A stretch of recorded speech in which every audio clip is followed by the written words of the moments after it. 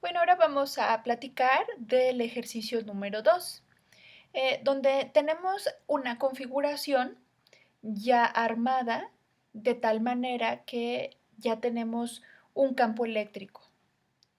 Ese campo eléctrico nos dicen que lo vamos a mantener uniforme y la forma de establecer eso es a través de estas líneas verdes que la uniformidad la vamos a indicar de tal manera que la separación entre todas las líneas sea la misma, lo cual va a indicar que no importa en qué punto en el espacio nos encontremos, la magnitud del campo eléctrico siempre va a permanecer la misma.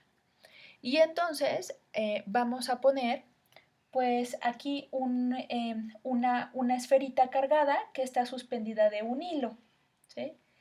Entonces, en este caso, lo que vamos a tener es una carga suspendida aquí y lo que va a ocurrir es que, pues como esta esfera tiene una carga, pues este objeto pues va a experimentar una fuerza debido a este campo eléctrico. Entonces, esa fuerza pues le vamos a llamar que es una fuerza eléctrica. Entonces, esta fuerza eléctrica, que es la que estoy poniendo aquí, porque aquí en el dibujo nos están indicando que el objeto se va a mover hacia la derecha, esta fuerza eléctrica estaría dada por la magnitud de esta carga, es decir, la que se va a mover, por el campo eléctrico que ya está producido en el ambiente. Entonces, pues de esta manera, si yo lo que conozco es el campo eléctrico y conozco el campo eléctrico, pues bueno, puedo conocer la fuerza eléctrica a través de este producto. Entonces, nos dicen en el ejercicio que esa carga está en el equilibrio.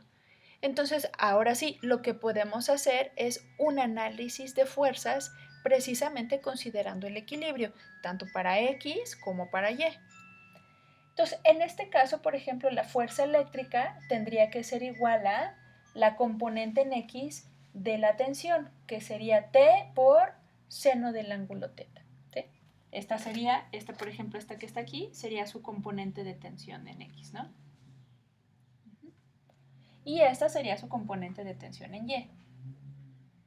Entonces, como es en X, este es el cateto opuesto de este triángulo, por eso es que lo estoy poniendo como T seno de teta. A este le vamos a llamar ecuación 1.